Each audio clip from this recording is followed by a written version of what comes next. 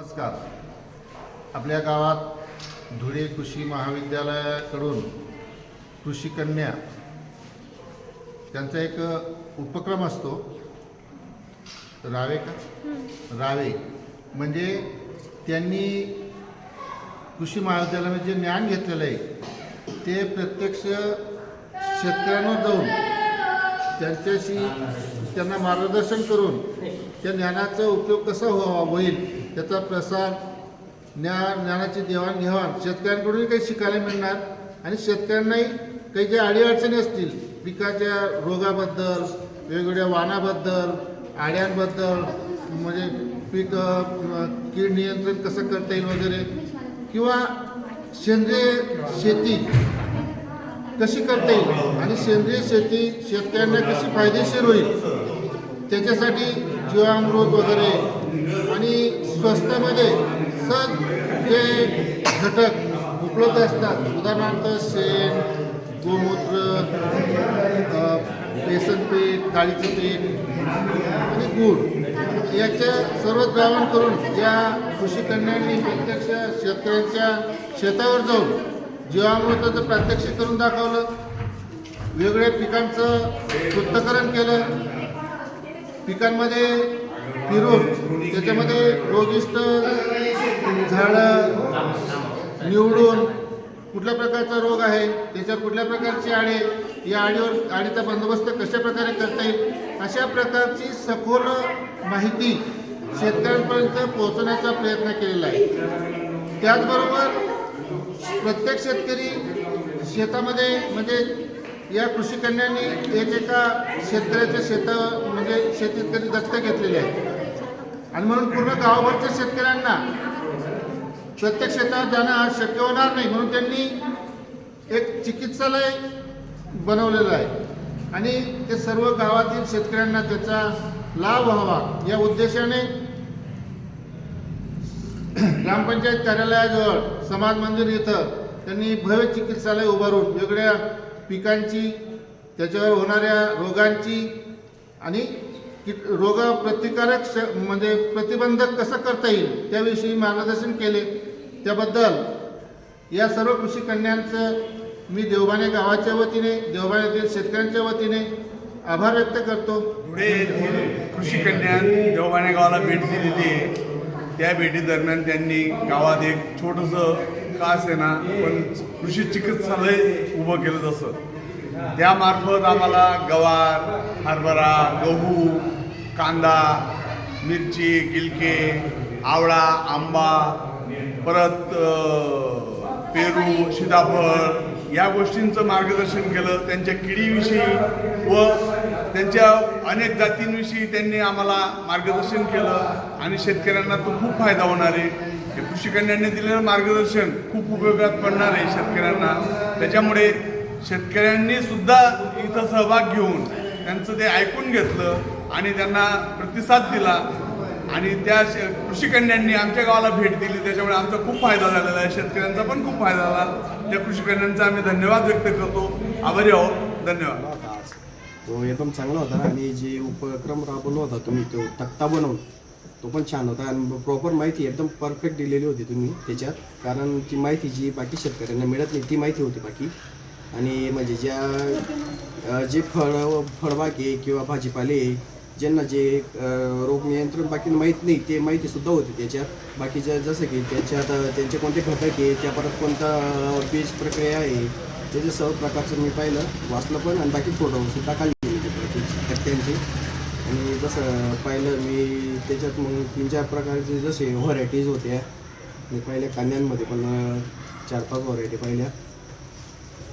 पण असा उपक्रम कोणी राबवला नाही होता, पण छान काय होतं. कन्याने जो सादर केला तो एकदम चांगल्या प्रकारे सादर केला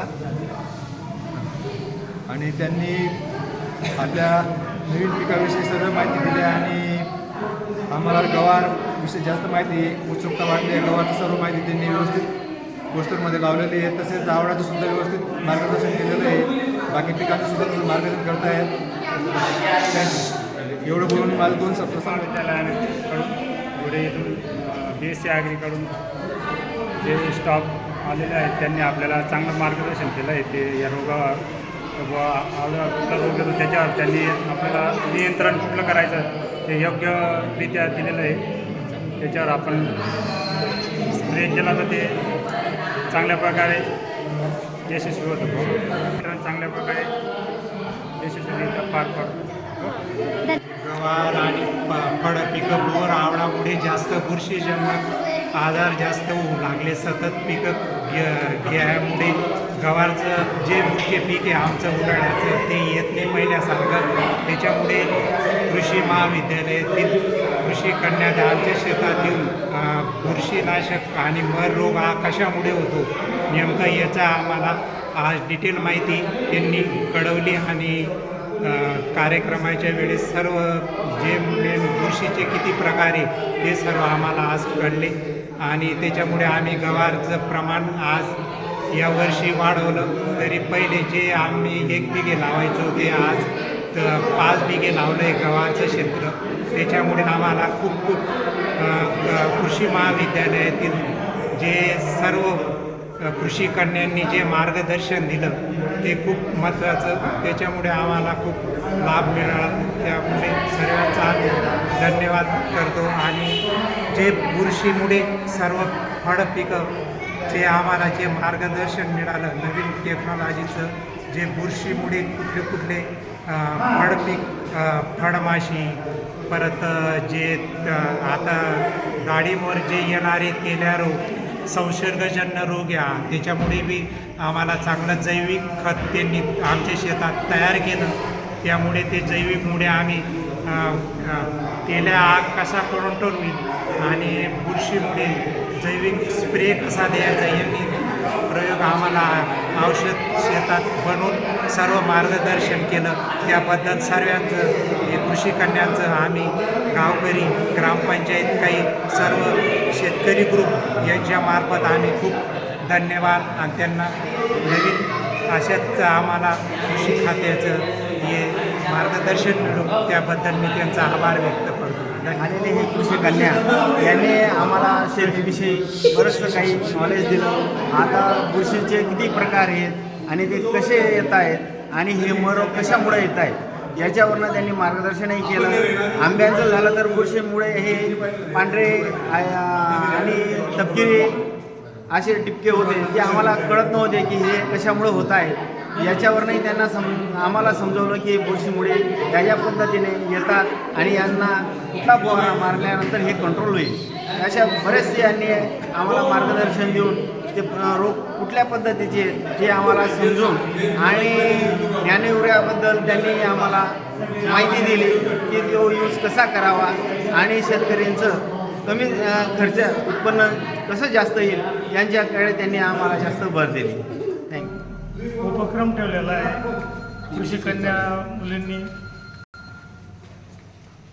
तर आजपर्यंत फक्त आपण औषधीच्या दुकानावर जायचो किंवा पाला वगैरे तोडून फक्त तिथे घेऊन जायचो की बा रोग कोणता आहे, दुकानदाराने जे औषध दिलं ते आपण मारून घ्यायचो. पण आता इथं जो कार्यक्रम आता आम्ही बघितला तर तिथं हा रोग कोणता आहे आणि याच्यावर उपाय काय आहे असं स्पष्ट लिहून दिलेलं आहे. तर त्याच्यामुळे आम्हाला थोडंसं इथं कार्यक्रमामुळे व्यवस्थित वाटतं. आपल्या गावात 2-2.5 महिन्यासाठी त्या कृषी कन्या धुळे कृषी महाविद्यालय धुळे येथून आलेल्या आहेत. आपलं तसं पाहिलं तर कृषी महाविद्यालय धुळे राहुरी अंतर्गत आपल्या गावावर यांचं खूप प्रेम आहे. 1980 पासून तर आजपर्यंत वेळोवेळी एक्सटेन्शन विभाग म्हणा, दुसरा विभाग म्हणा किंवा सर्वांनीच चांगल्या प्रकारे इथे वेगवेगळी माहिती देत राहिले. आणि आज देखील या कृषी कन्यांनी आम्हाला पिकांवरील रोग नियंत्रण आणि ते तुम्हीच तुमच्याजवळ ठेवू नका तर तुमच्या नातेवाईकांना सांगा, गावातील इतर लोकांना सांगा, जवळपास सांगा. अशा प्रकारे चांगली नवीन सुधारित पद्धतीने शेती कशी करावी अशा पद्धतीने या मुलींनी आम्हाला खूप प्रेरणा दिली आणि आम्ही खूप प्रेरित झालो. आणि शेती कशी परवडत नाही आणि कशी परवडते हा एक ही तफावत या कृषी कन्यांनी आम्हाला चांगल्या प्रकारे समजवली. असे नवनवीन प्रयोग कृषी महाविद्यालयाने करत राहावे अशी मी प्राचार्यांनाही विनंती करतो आणि माझे 2 शब्द संपवतो.